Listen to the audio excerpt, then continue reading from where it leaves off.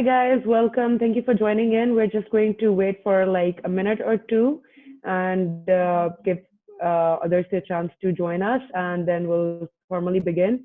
Thank you for being here today. Meanwhile, while you're here, I'll just like to introduce our chat feature. A very important aspect of the startup grind events is the networking. But since we are not physically meeting, so you can always get together, talk to each other, see the connections that you can make. So please just use the chat feature, introduce yourselves to with each other, and talk to each other. And I think we do have a couple of audience, so I think we should formally begin. Hi guys, assalamu alaikum. I'm Roshani Asif Sheikh, and I'm the director, Startup Grind Sialkot.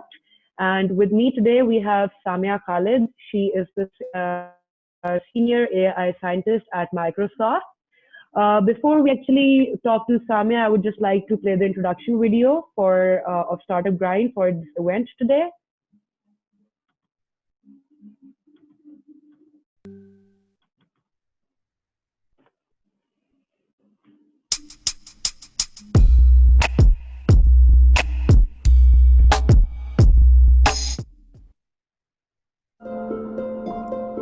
Every year, Startup Grind hosts our SG Women Leaders Month. All right, thank you. And once again, thank you for being with us. All right, we'll proceed forward, and I would like to introduce Samia Khalid. And Samia, I would like to welcome you on our show today here. And thank you so much for being with us today. I mean, your insights are going to be very valuable for all of us. I would just like to ask you a couple of questions. Please tell us about yourself, what you do, what's your background and everything, please. Yeah, first of all, hello everyone. I'm so glad to be here. So assalamu alaikum, good morning, good evening, good afternoon, depending on wherever you are. So I'm really glad to be here with you, Roshani, today. I am, so I can tell a little bit about myself. And I'm senior applied scientist at Microsoft, also an AI engineer. Currently, I'm based in Seattle in the US. But yeah, I have like quite a diverse background. I've been living around the world. So I moved to the US in October 2019. So that's not even a year yet. Before that, I was working at Microsoft in Norway. So not many people know that we have a big development center there as well. And before Norway, I was living in Sweden where I studied at KTH. And if we keep going back before Sweden, I was in the sunny Italy. So we keep going from the colder to warmer places. But originally, I am from Pakistan, so I was born in Lahore. So yeah, I said have quite diverse experiences, and it's been great to, when it's different from traveling. When you're really traveling different places, you don't get to experience different cultures. But when you're living in all those places, so I think that diversity brings in a lot of value. So I think that it's been great to live in all these places. Yeah, so that's more for a generic intro. So I'm a global citizen. And so please about your work a little bit. I mean, you told me that you work at Microsoft. So tell us a little bit about that. What you do there? When did you join? What are the current projects that you're working on at Microsoft? So currently at Microsoft, I'm working on two main things in the AI arena. The first is that it's natural language understanding. What that means is we have all this text data, we have documents, emails, and whatnot. But how do you make computers understand those things and make sense of those, right? Because computers understand what you use. But you guys might be familiar with, for example, when you use email or even on your phone, when you're typing text or email, you get like the sentence completed that, hey, what you should say next. There are those smart suggestions. So how are computers able to understand what you should be saying next, right? Those smart suggestions, that's because it's the understanding of the language. So those are the things I work on. So how do you understand what people are trying to convey, especially for Microsoft, it's in the corporate domain. right? So those features, like in Teams right now, people are typing in the chat, right? So what should be the response to that? So doing that in an automated manner, and also all the documents that are there, understanding what are they talking about, like from the description of this webinar, being able to understand what is it about. So that's one thing. And the other is that since there's this huge amount of data, there is text, like documents, email, and whatnot, we are like overloaded with data. So how do we make sense of it so that I can see what's relevant to me? And then there's too much noise out there, right? So making sense of that knowledge. So it's knowledge mining and understanding. For example, let me give you like something that all of you could relate with. Like there are tons of people on in the world, right? Facebook has like billions of users, but they're able to suggest you people that are relevant to you, groups that are relevant to you. So bringing information, knowledge that's relevant to you. So how does that work, right? So that's the other thing. So those are basically the domains I've been working on. Right. So I actually get pretty, let's just say excited when Facebook exactly shows me what I want to see or what products I want to buy. And I think it's a great work that's been going on with actually connecting people with the relevant things that they would want to search. Absolutely. Answer a question. So Numan is asking if my work is focused more on research or engineering side. Actually, that's interesting. So applied scientist, that what means is it's a mixture of research and engineering. So as an engineer, I'm very heavily focused on engineering as well, but it's about taking the work done by researchers, because Microsoft is huge. So there's the Microsoft research centers. The work done by researchers, basically how do you take that and apply it to actual products that come in front of the customers? So taking that, so it's more focused on applying research and making it part of actual products. So like whatever the research has been done, आप उसे कैसे use कर सकते हो actual products में. So that's Awesome. Right. Perfect. Right. So, I mean, the reason that we have these events, the most important reason is कि हमारे जो अपने लोग हैं, जो startups वगैरह हैं, जिस तरह से भी वो लोग भी इससे benefit ले सकें through our talks. And, I mean, having you here with us, I'm sure you can spill a lot of insights for the people that are joining us here today, those startups who want to actually work in the AI industry. So I would just want to get to that side of the story as well. Could you tell me, okay, which are the products that are really needed in Pakistan in regards to AI now? Just accepting the fact that the world is too far ahead of us when it comes to AI, and we are lagging behind like a lot and a lot. So what do you think that is the need of the hour right now? What AI products should we really go for? What are the AI products that the startups should be focusing upon?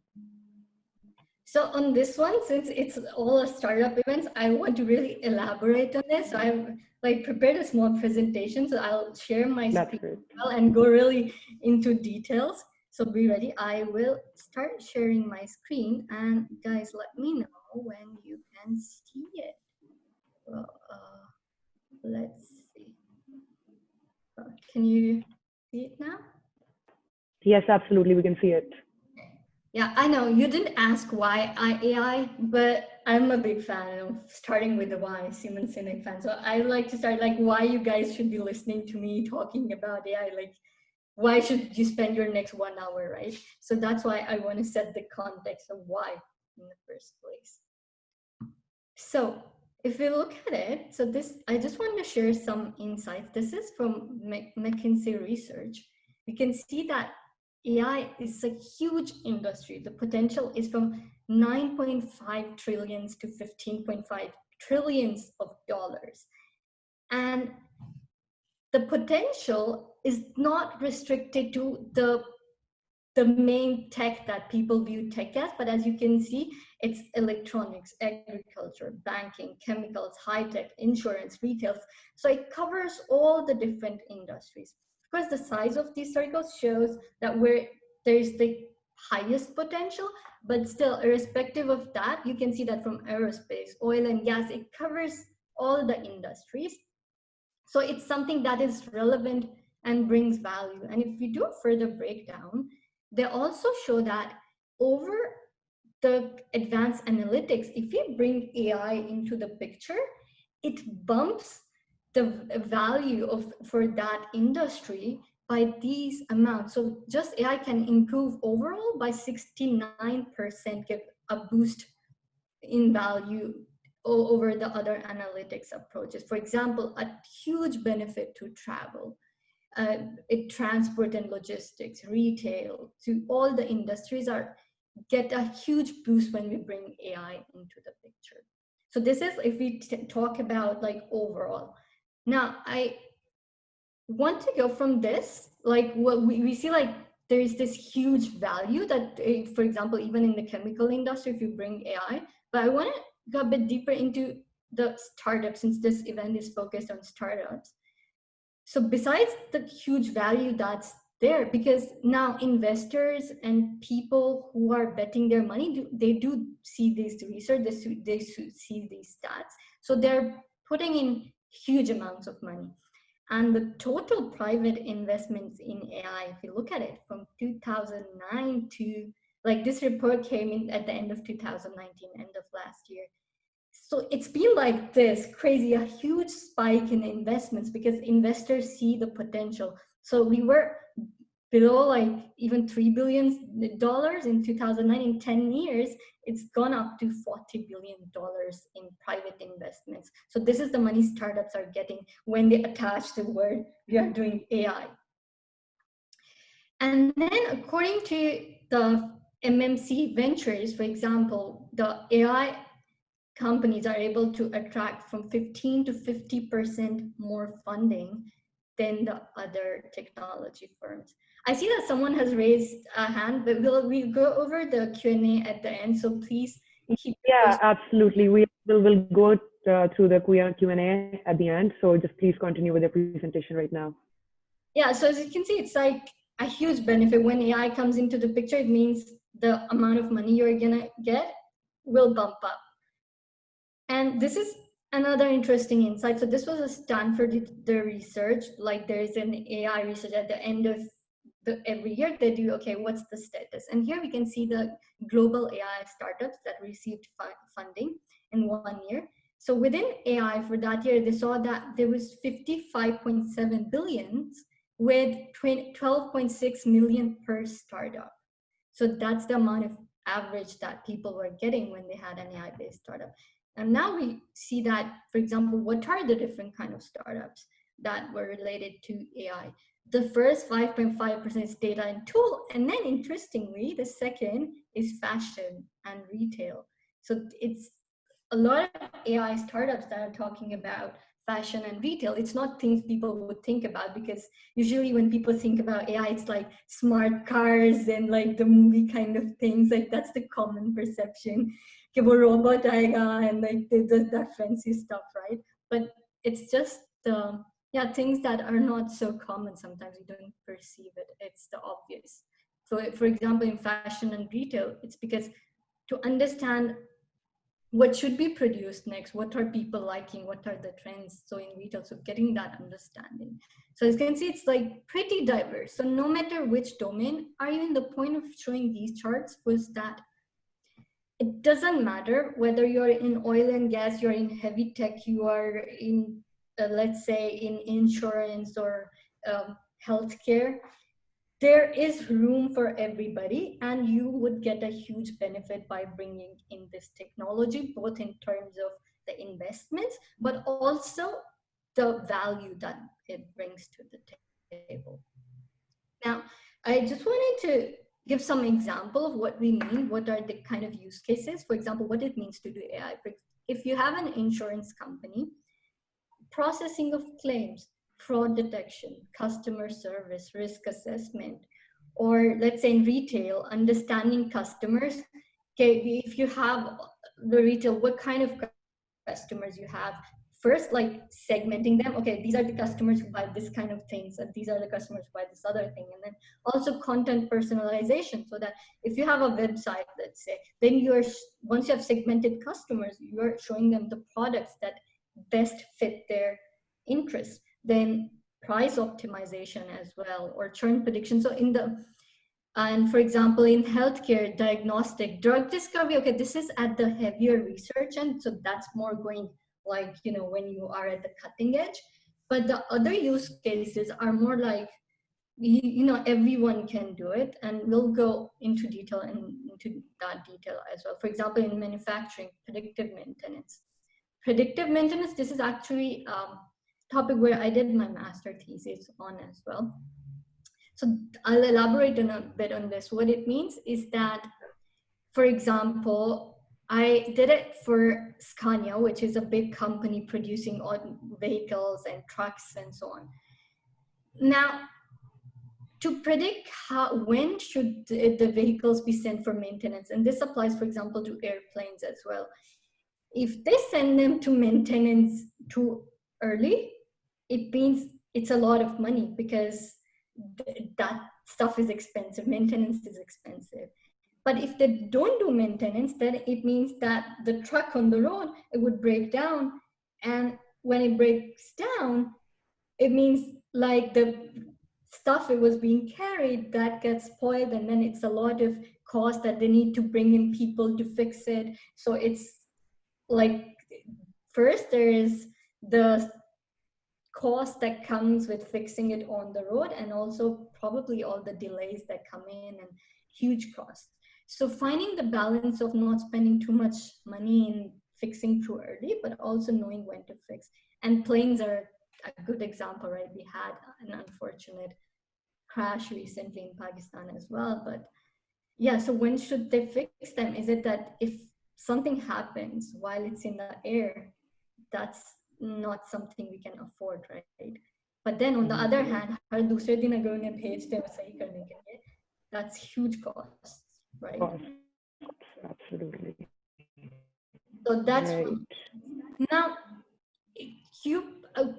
now I want to look at both use cases that come from once you have identified a use case, but also once you don't. Let's say you have a startup, but you're not able to identify a use case. So I want to look at both, and we'll go through both the cases. So how should you go on once you have a use case?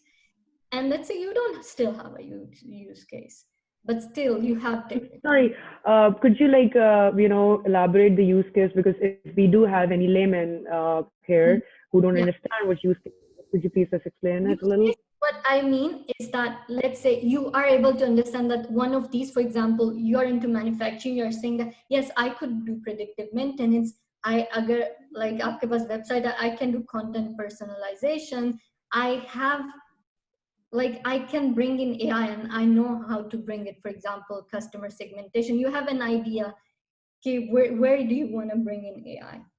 For example, these are use cases examples, right? So whichever kind of startup you have or company you have in mind the kind of a AI-driven use case.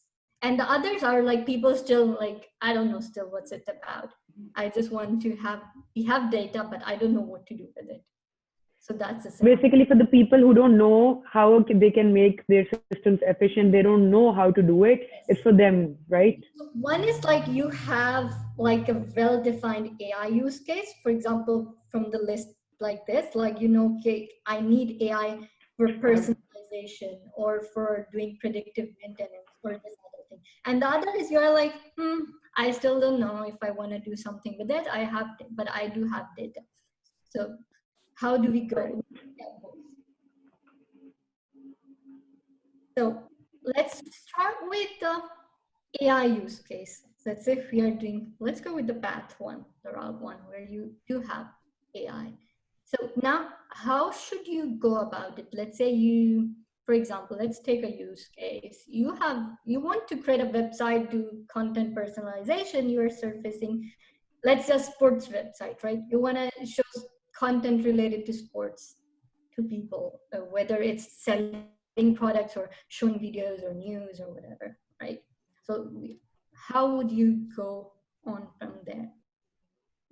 Now, but before we move on, I just want to clarify one thing. There's so much confusion. People are so confused by, hey, what's AI, ML, deep learning. So I just want to clarify that before we go. So we looked at. Please do. In fact, I mean, even before moving on to the attendees, I have been studying the difference between ML and deep learning as well. So I mean, it would just be great to have somebody from the industry explain it a little. That would be great.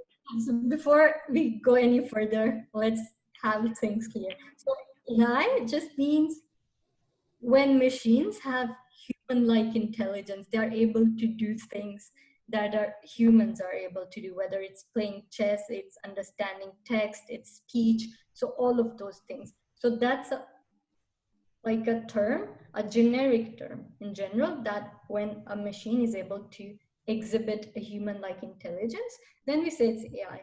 Now, what is machine learning? It's just a way to do AI. It's just an approach, like how would you do it? It's a certain set of algorithms and things that allow you to achieve AI. So it's a way to do it. And then within machine learning, deep learning, it's just in machine learning, there are many kind of algorithms, many ways to achieve AI. Deep learning is just one of those that is inspired by the human brain, where they said, okay, so they came up with neural networks. Like there were researchers, they were like, how does the human brain work, right? We're trying to understand intelligence, and then took some inspiration from there to derive algorithms. So deep learning is just a part of machine learning, one kind of algorithms. So that's what it is. And then, so AI is the generic machines having human-like intelligence. Machine learning is a way to achieve that. And then deep learning is just one kind of algorithm. Now, data science could be related to AI. It could not be. It could be using machine learning algorithms or could not be. It's just about deriving insights from data, but that it's more advanced than simple Excel sheets and the simple analytics. So it's advanced analytics that, depending on the size of data, it might require using some machine learning algorithms, or it might not. So it's just kind of, that's why it's part of the circles and it's part not. So it could be both. So I hope this clarifies. Yeah, just one more question. Like this data science, when we talk about data science, are we also talking about the data that is gathered through the what we broadly term as the big data? Yeah. So that's the thing, right? Big data means जब आपके पास बहुत सारा data, right? Because otherwise you don't derive insights. Otherwise you're good with simple analytics. But this means you have like so many customers, tons of terabytes, gigabytes of data every day, and you have, let's say, hundreds of thousands of users, or even like that's 10,000 users on a daily basis. So how do you derive insights? So big data is basically saying that you have huge amounts of data, and data science is like, now how can you find patterns in the data, get an understanding of data, right? Derive insights, derive something meaningful out of it. So it's taking the simple analytics a step ahead to understand the pattern so that you can make business decisions. So how can you use all that tons of data to make business decisions? So it's basically about that. So that's why data science has more like the business aspect to it. You need to understand the business. Now, you guys might be like what's this talking about? This sounds scary, right? It's like so complicated. It's like, oh my God, look what we have for all the cat lovers out there. I don't like cats personally. I mean, they're okay. Yeah, it sounds like, yeah, is this something for me? This is like complicated, right? This sounds like, but then AI, deep learning, and like, how can we do it, right? So I have a good news for you. So that's why I want to step first before we get into further details. So that's where comes the term democratization of AI. Now, what does democratizing AI mean? So as we saw, that the AI industry is trillions of dollars in there, right? And it's from chemical, oil, gas, aeronautics, all the industries would benefit hugely from it. Now, the big players in the game understand this. The Googles and Microsofts, like these companies know that there's huge value. But this also means that the small companies and people who don't have what these big companies have, they should be able to use AI as well. So they came up with ways, so providing AI as a service so that everyone can use it. So all the big vendors from Microsoft, Google, Amazon, and so on. Sorry, Samia, I'm really sorry that I'm cutting you, but we have a question, which I mean, I don't usually take questions during the conversation that are going on, but we have a question: what is machine learning? So I'm just guessing that it's not clear to somebody. So I mean, could you please explain machine learning once again before we proceed further? So machine learning is a set of algorithms that allow you to achieve AI. And more specifically, like in the older days, we would have, let's say, for sorting, the programmers would write code, let's say to sort numbers, to do anything, you would write specific code, right? What the difference with machine learning is that it's a generic set of algorithms where the algorithm is able to find patterns in the data. Let's say if it's able to identify, and depending on the data that comes as input, for example, if we give cat images as input, the algorithm would be able to identify cat pictures from dog pictures, or if the input data is fruits, it would be able to classify to identify apples and bananas. So it's a generic set of algorithms that is able to find patterns from the data depending on what the data is. So it's algorithms, it can do, for example, identify things. So label, essentially call it will allow you to label cats, allow you to label fruits, or it can predict prices. So it is a set of algorithms that allow you to do a bunch of things that are. So basically, it's like training the machine to do humanly tasks in a way. Yeah. So it's a way to achieve that, right? So how can you make machines do human tasks, and machine learning allows you to do that. Basically, it's algorithms that are able to understand data by finding patterns in it, and then making, like, you give data, it runs something, and then it spits an output, and the output will be based on the understanding that it's able to derive. So I hope that answers. Yes. That Please continue where you were. So now you might think these algorithms are complicated, right? Like, how do we implement it? Like deep learning and whatnot, all the machine learning algorithms. So now the good thing is that now these companies provide you these algorithms and these things as a service, which means that whatever I was trying to explain before, it's like, let's say, if AI is the light bulb and all the companies need to use that light bulb, like किसी को decorative lights बनानी है, you want to create like an oven, you want to put a light bulb in an oven, or you want to put it in a car, or wherever there can be different use cases. So to do that, you don't need to understand all the physics and all the details of how the light bulb works, right? These companies are telling you, hey, we will provide you the light bulbs that you need, of the sizes that you need, of the voltage that you need. Just tell us, like, we'll produce all the different varieties of light bulbs that you need. And then based on your use case, so the companies, you just need to understand is which kind of light bulb you need. And then they provide you as a service. So you should get the light bulb based on the large one, the small one, or if you need a yellow one, a red one, or which voltage, which power is needed. How many of them do you need for your scenario? Do you need one, or do you need 100? So that's been very easy. And why? Is because these companies, like let's say Microsoft, Google, why are they able to do AI versus other companies? So what's their advantage? So it's basically three things. One is the huge amount of data. So all these algorithms, like AI, is data hungry. It's like data ki bhooki. It's like, right? They need it. So the more data, the better they're able to do. Now, can any company compete with Google in terms of how much data they have for search queries? No, right? Similarly, YouTube, video content, or text documents, or with Microsoft in terms of enterprise data. So they have that huge advantage. One is data. The second is they have the money, because these algorithms, this training require like expensive infrastructure, lots of computational power, like lots of servers and resources. So Microsoft like recently got the 5th supercomputer in the world. They got, so that's why, because they want to do Wow. AI.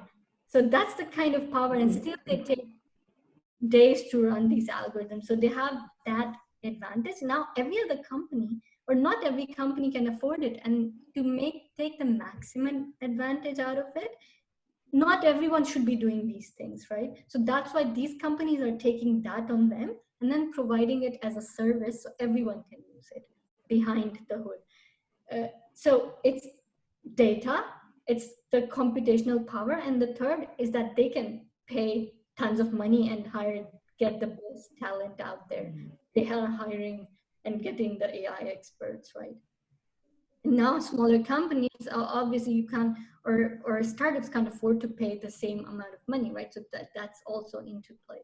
So these three things mean that these are power players, and then they allow you to do AI much more easily. For example, Microsoft has cognitive services APIs. What an API means is that simply, without really having any detailed understanding of AI, you can actually make your website or apps smart, give them AI, like add the human-like intelligence by calling these services. For example, knowledge is one thing I mentioned in language that I work on, for example.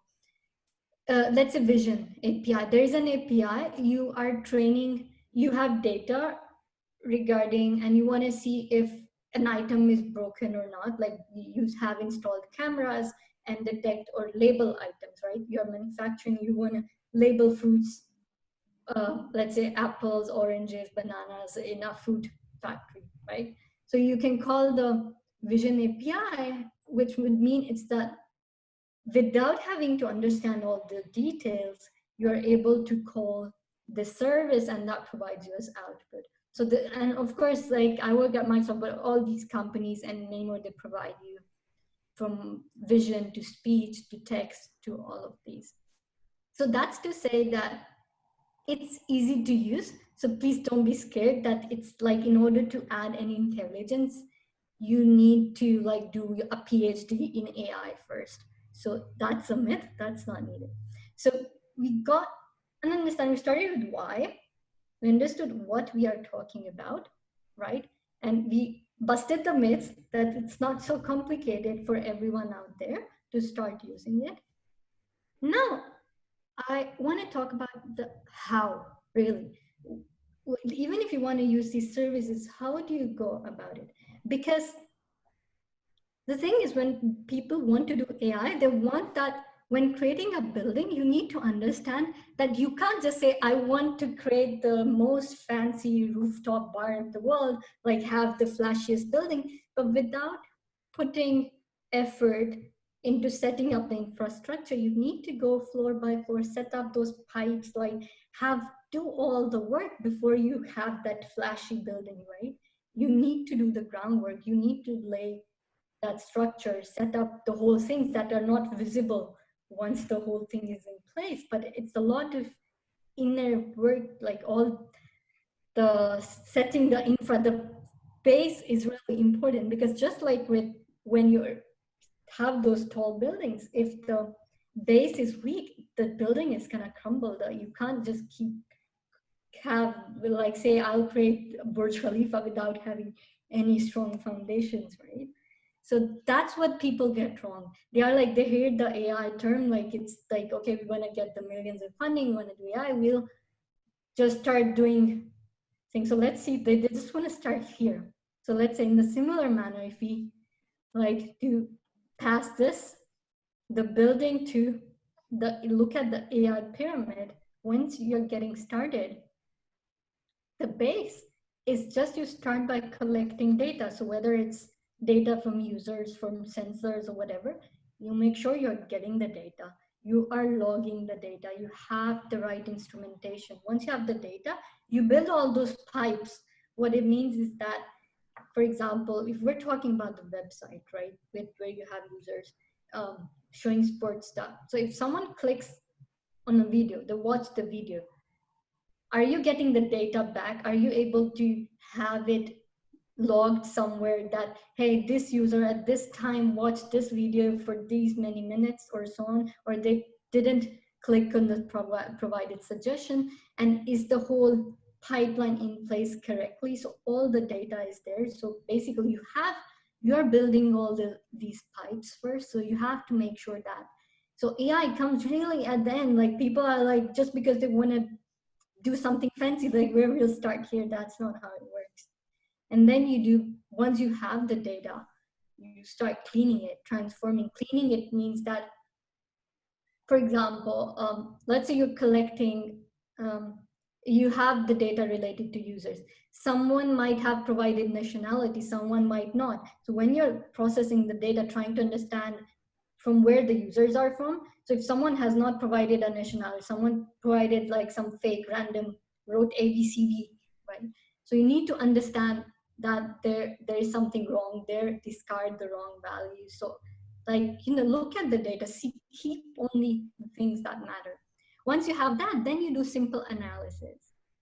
And then after that, you do simple ML experiments. We'll get a bit more into this as well. And after all of that, you bring deep learning and AI. And it's not the thing you start with. You start with the laying down do the basic works. And then elaborating on this as well. So the first thing should be, for example, when you're starting, whatever your use case, you need to design and implement metrics. What this means is metric is, do you have a clear and definable metrics? What is a metric? For example, on the website where you are tracking if users like your shown content, right? Samia, I'm so sorry for cutting you again, but I think somebody just joined later and they're asking what actually is AI. So could you please like tell it in a very layman term, like बिल्कुल layman की तरह? So AI is when you want कि machines humans की तरह behave करें, उन्हें समझ आए जैसे हमें समझ आती है.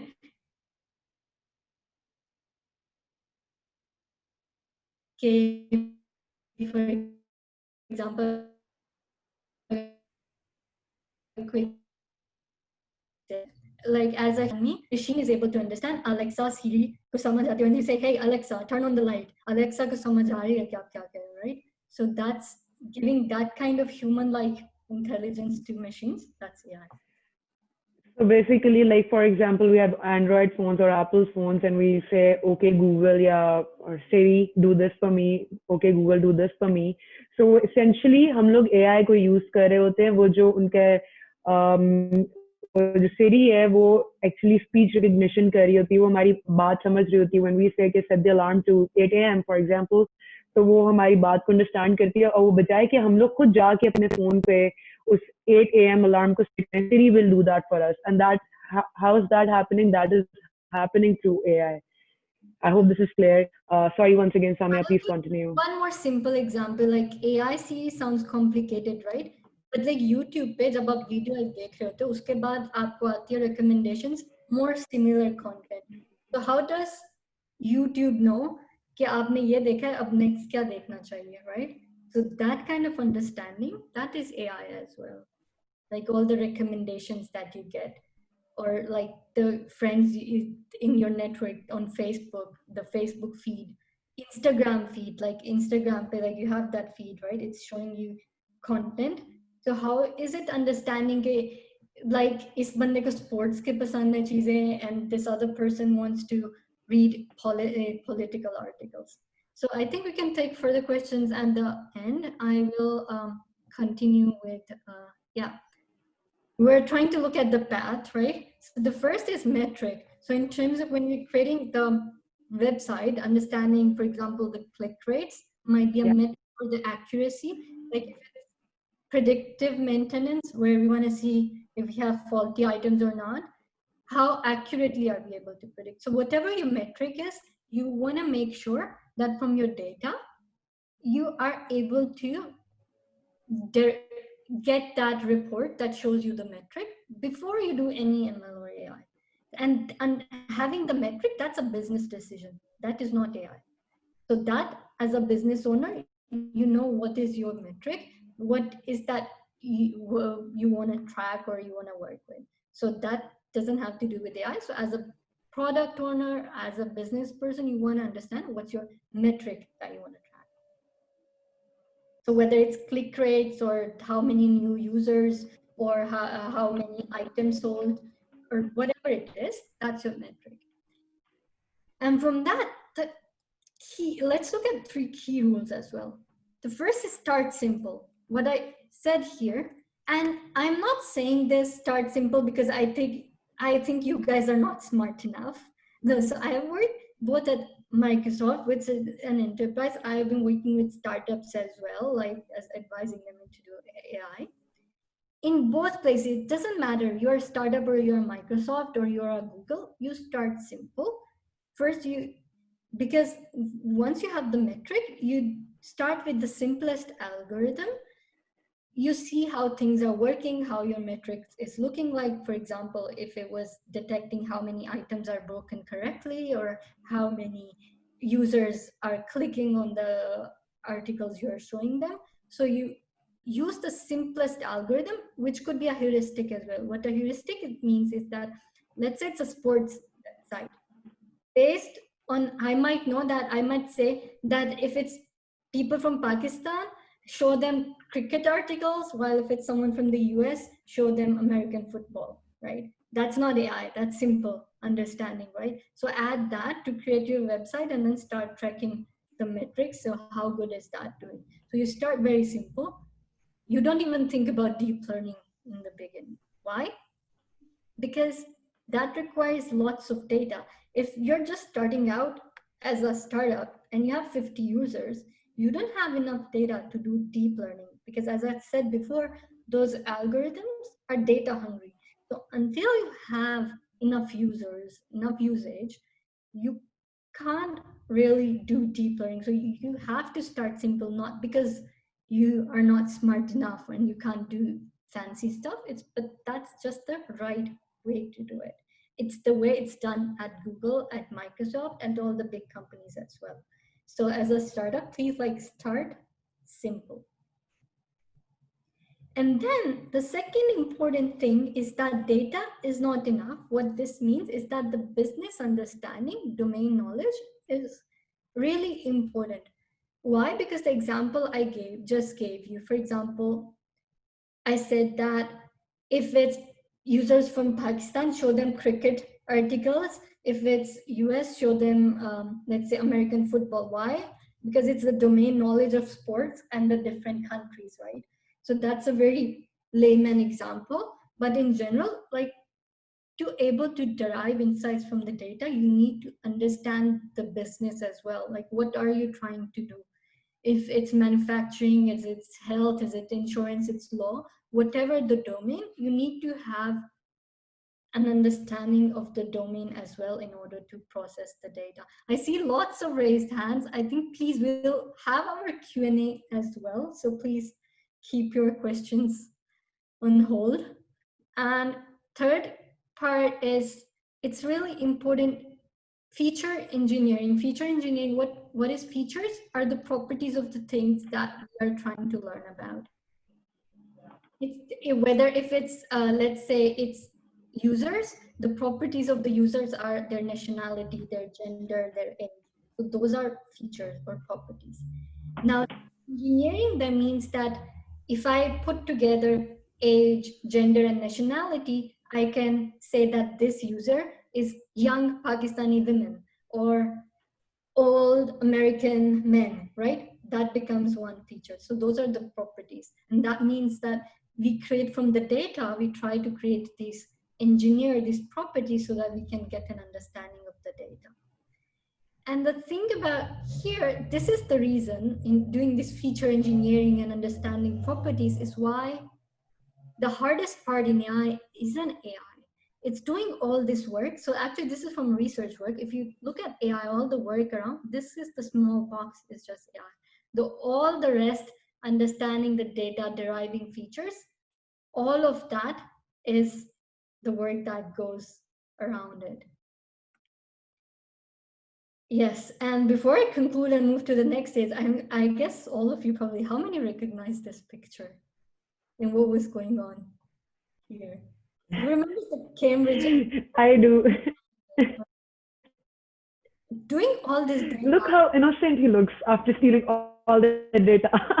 Yeah, so with all this data comes lots of power, right? Which means that with power comes responsibility. It means that you need to do this in a responsible manner. There are certain ethical values that you should stick to it, which include from inclusiveness to being fair. I think we are already like running quite out of time, so I'll try to be quick because we started taking questions, so I will try to get quickly to it. But what responsible AI means basically is that, let's say, as you see from the Facebook Analytica scandal, is that they were able to use data to manipulate elections, to derive bias, right? In the same way, for example, AI, based on the data that you feed it's just machines are basically, they're just fancy math, right? It's not that they have consciousness. So initially, even Black women were being identified as male because the data was biased. And another case, for example, why are these things really important? For example, in fraud detection, or if the police is using face recognition to identify if someone is a criminal, or let's say assess the rating. So they might say that a Black person is likely to be a criminal with 9 out of 10 chances versus a white person. Or when you're giving loans, you should say like, to a guy give a loan while to a woman don't give the loan, right? Because she is likely not to give it back, because the algorithm will bias based on the data that we feed it. So it's really important. And now actually there are, in Europe especially, huge regulations. So if you don't abide by transparency and telling your users how they're using your data, you can be fined with millions of dollars of fines. So there are huge fines. So whenever you're doing it, please be aware that you are abiding by the ethical standards, not just because it will make you end up in a situation like this where your reputation is at stake, but also because financially it can, like, rather than getting you the millions of dollars that we see in the beginning, it might end up the other way around. So taking the values, doing responsible, it's important from all of these points of views. Now let's look at the path. We saw there were two paths where you do not have an AI use case. So you're just a company, you don't want to do AI. So I want to briefly talk about that as well. So this is a Dell data maturity model, which shows that how do you go from making decisions not based on your gut instincts, but from data insights. So as you're growing from a 2-3 person startup to gradually getting thousands of users to eventually becoming an enterprise, how should we approach it? For example, from in this Dell Delta model shows that you start with data aware. Data aware just means that it's a small startup. You have an Excel sheet where you see how things are going, right? Your very simple vanilla analysis that everyone has it, right? You have your Excel sheet with users and revenues and so on, right? That's the simple. You're just a little data aware how things are proceeding. And from that stage, as your startup keeps growing, you move to the data proficient stage, where you start tracking a bit more. You have dashboards, you standardize reporting. Then from data proficient, you move to the data savvy, where the critical business decisions are based on data. And then from there, eventually it's the data-driven stage. That's the enterprise stage where all the decisions are driven by data. Now, the problem that occurs when you're growing as a startup is that the jump from data proficient to data savvy, it takes the most time. That's people don't put value in it, because they're like, hey, we don't need to have standardized dashboards, we don't need to track data in a proper manner, or to invest into having those pipelines in place, because now things are running, you are growing. So there are other things you need to take care into account. So unless things start falling apart, or you start using AI, until then you don't really consider investing into these stages. But the thing is that if you do all of these things, you get them right from the beginning, you invest in becoming data savvy, then once, even right now, if right now you don't have an explicit AI use case, eventually, if your data pipeline, you have done all this uh, plumbing work that's there already, it's helping you with deriving this, making business decisions smartly. But also, once you want to do AI, it will be very straightforward to do it. So it does help with growth as well. And how can you do it? So the basic, at least the data analytics cycle, whether you do AI or not, should include from capturing the data. So the clicks, and once I click something, you capture it, and you're making sure it's being stored correctly. Then you're analyzing it, trying to understand it, and then you visualize it, where you have your dashboards or your reports that show you what you are doing, how things are looking, like your metric that we said that you need to define.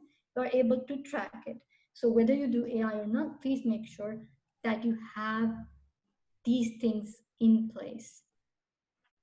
And in order to do that, it's really important that your data is accurate, it's immediate, and it's reliable.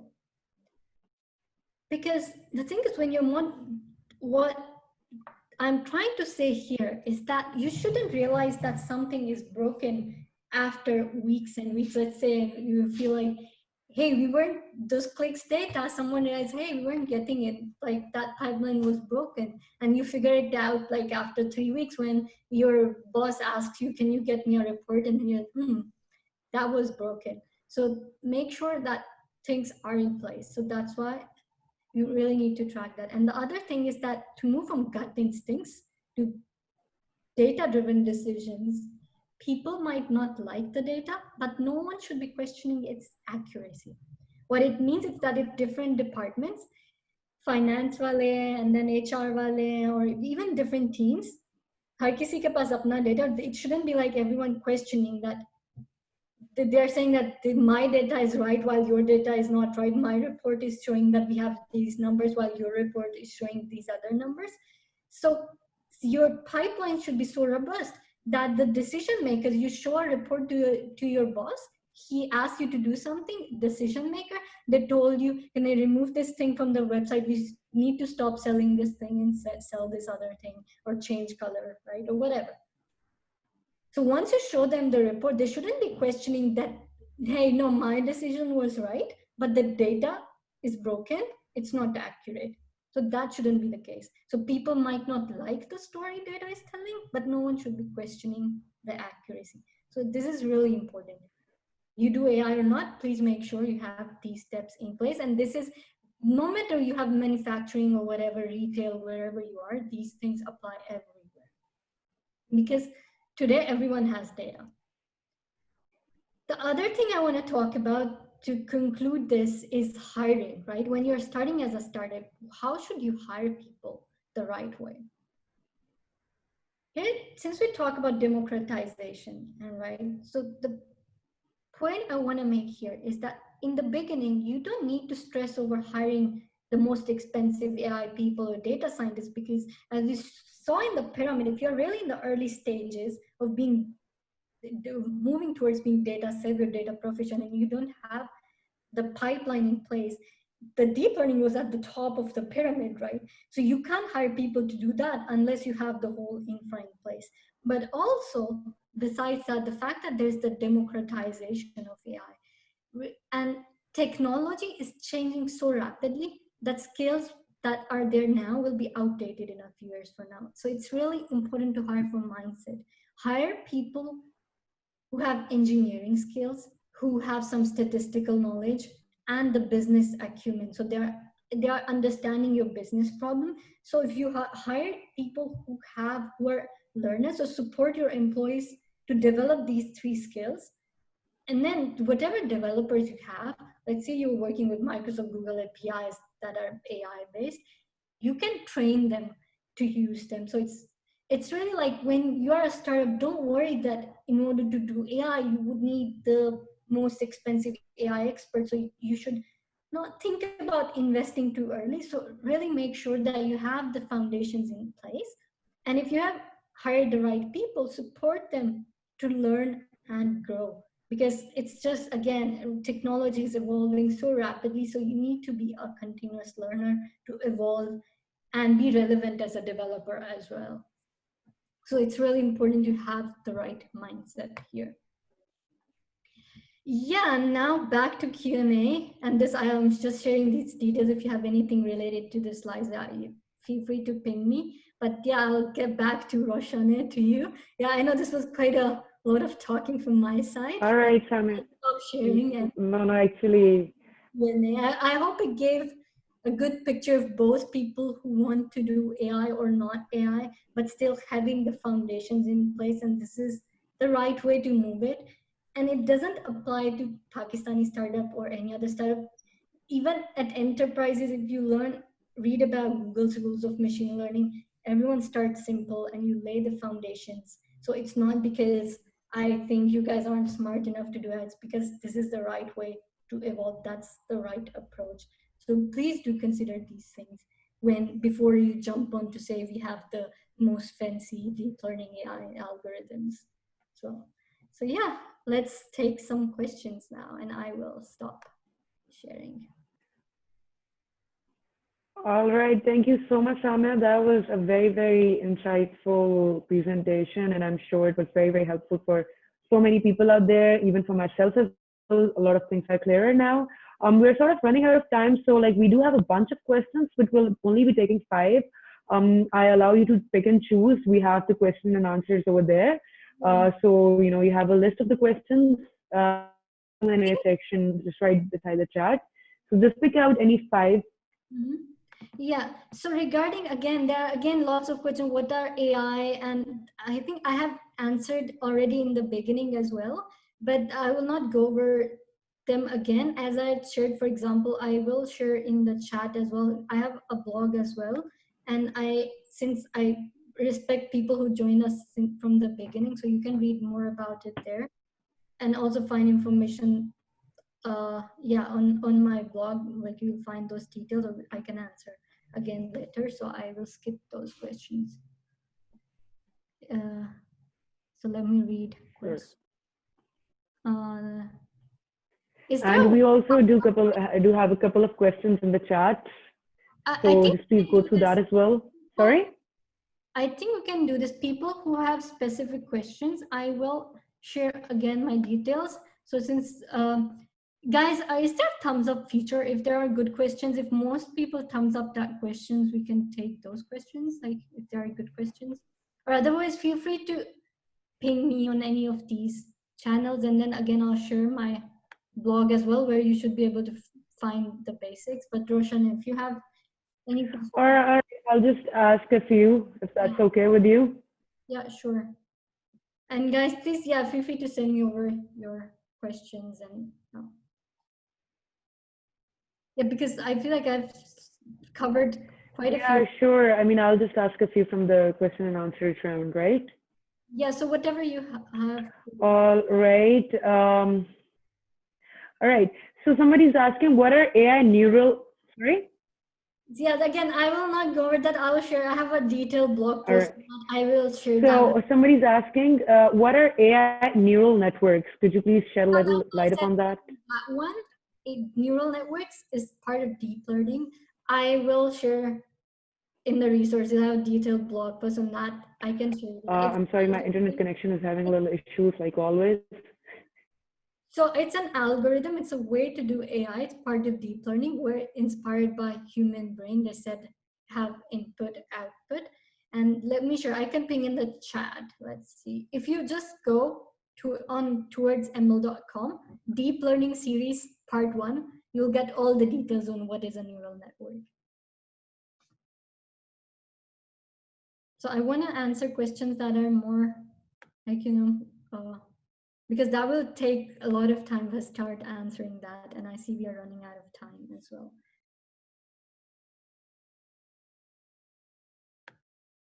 Are you, Roshane, are you there? I've lost you. Abir, can you hear me? Are you guys here? Yeah, I can hear you. I think she has a bad internet connection. Let me just get back to her. I've lost you. And I guess we are out of time as well. Yeah, let me just quick call her. And you can see the chat and questions over there. All right, we can In take the that. meanwhile, yeah, thank you. I'll just get back to And her. yeah, I wanted to cover one more thing that people, for example, since we started talking about Pakistani startups, so what is the advantage that they have, or in Pakistan, India, or these places when it comes to AI? So the thing is the huge quantity of data. For example, these algorithms are data hungry. And just the fact that the user base, the number of users that are there to use those products is huge. The influx of data that gives you an edge in when you're developing AI-based services. So that's a huge advantage, just the sheer number of users that give you the potential there. Okay, looks like it's Roshan back or not. So yeah, so I think I have, again, these questions that I'm seeing covered them all in the beginning of the presentation. So please, if you joined later, how to use AI, like what is AI? I've covered them in the beginning of the presentation. So since this is a recorded session, it was going live as well. So please go over it again. You can just rewind back and find your answers there. Yes, so let's see. Yeah, I see a lot of questions that I have answered. So how it can help in education system? So that's a great question. Digital learning system. So that's, I love that one. And that's something you will see me coming from Usman say that this question will, that something I'm passionate about as well. It is important because it can help. First is with AI, what we understand is that in the future, the skills needed are not going to be the ones that are needed today. It's not information cramming. Machines can cram information to stay relevant in the future. There are a different set of skills that are going to be relevant. That means critical thinking, problem solving. So and the empathy, compassion, the communication skills, those are the kind of things that are going to be important in future education systems. Because once AI and machines are going to take over, it's critical thinking that's going to be important, not how good you are at information retrieving. So all that ratta marna, that's going to be so irrelevant. Like, tell me when was the person born, when was the date of that historical event. All that is really going to be irrelevant. So that's one thing. And the other is that also in understanding what's important, understanding the knowledge gap that students have. For example, as a teacher, if I'm able to provide personalized content to each student based on what are their weaknesses, so provide education that is tailored to their understanding. If someone is having a hard time in understanding statistics, like provide them content that helps. Providing that personalized experience, that's another avenue. Abhi, Roshane, are you back? Hey, you're back, Roshane. So Yeah, she's back. You're still muted. You're muted. I'm so sorry. I mean, I do have two internet devices right now. Both are operational, but you can never be very sure about Pakistani internet companies. Yeah, so I guess we have more time as well. So Yeah, absolutely. So I'm so sorry for the to the people. We couldn't take the questions off, but I'm sure that Samia has shared her details. So please feel free to contact her. Also, we'll be uploading our video soon. So whatever information, if you've missed something, you can absolutely watch it again. At the end, I would just like to thank Samia. Samia, thank you so much for being with us, and you gave us a great deal of information today on AI, and I think it was imperative for all of us. Thank you so much. And also, very importantly, I would really like to thank Arzish and Pakistan Tech Summit team for helping us through and through. They're doing a great job.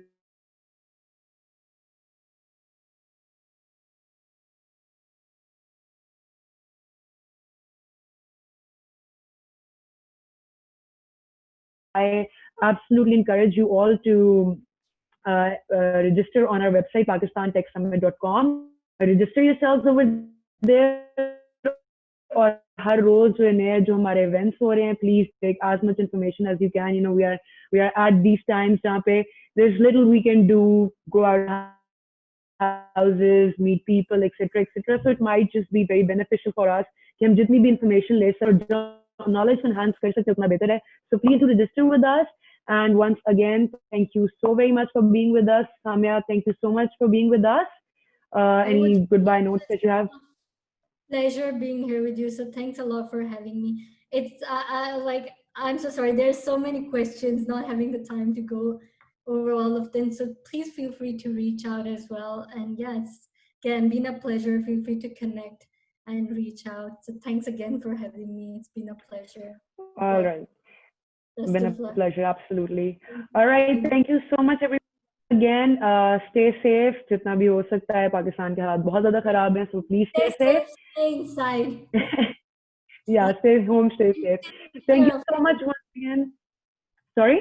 I was just saying, please, if not for yourself, for your families, अपने घर वालों के लिए, सबके लिए, like please stay inside. Especially as young people, your immune system is strong, but please take care. कि जो बूढ़े हैं या बच्चे हैं, they are more prone to disease, to the virus. So if you have people who are sick, please be conscious about that as well and try to maintain the safety distances and all of that. Life will continue after that as well, but please be conscious of these things. Yeah. Absolutely, you're so right.